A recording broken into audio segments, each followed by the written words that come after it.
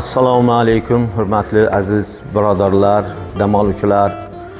Bugun mana bizning kelganimizga bir hafta bo'ldi.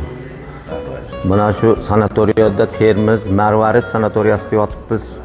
Bu yerda albatta ish xodimlari ham yaxshi, sharoitlari ham yaxshi. Hamma tomon pastel, yashash sharoitlari ham yaxshi. Xonalarda hamma sharoitlar bor. Glavrachi ham har kuni mana kelib ko'rib, nazorat qilib turadi. Ovqatlanayotgan vaqtimizda ertalab zavtraqda ham, obedda ham, ujinda ham xabar olib turadi. Qo'ysak bo'lar. Boshqa sanatoriyalardan ancha ajralib turadi. Biz mana Toshkentda, Chinobodda, To'ronda, botanikalarda ham Chortoqda dam olishga borib kelamiz. Ularga nisbatan mana shu yer yaxshi deb hisoblaymiz. Ancha 1-2 yildan beri biz yaxshi shu yerning haligilarini bilib oldik. Mana do'stimiz Toshkentdan kelgan, bu kishi o'tgan yil ham keldi. Bormagan sanatoriyasi qolmagan. Shu yerdan kelib licheniyani olyapti, lekin davo bo'layapti albatta. Bizda mana Surxondaryoda albatta mana issiqlik, suxoy issiqlik bor. Nafas olish yaxshi hamma tomondan.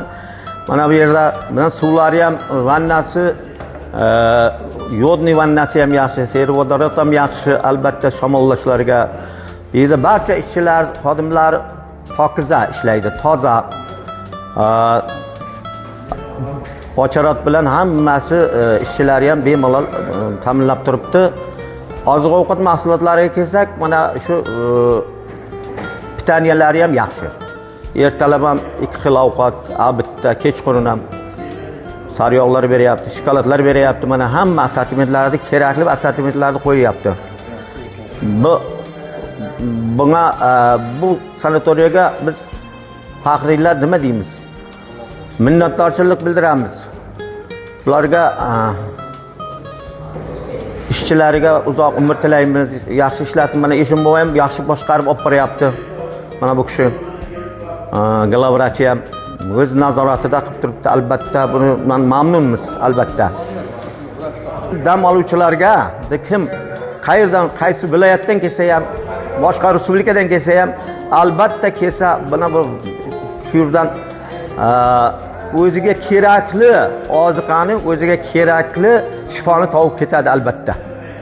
Buni kelajagi porloq desak, albatta bu sanatoriyani aytsak bo'ladi.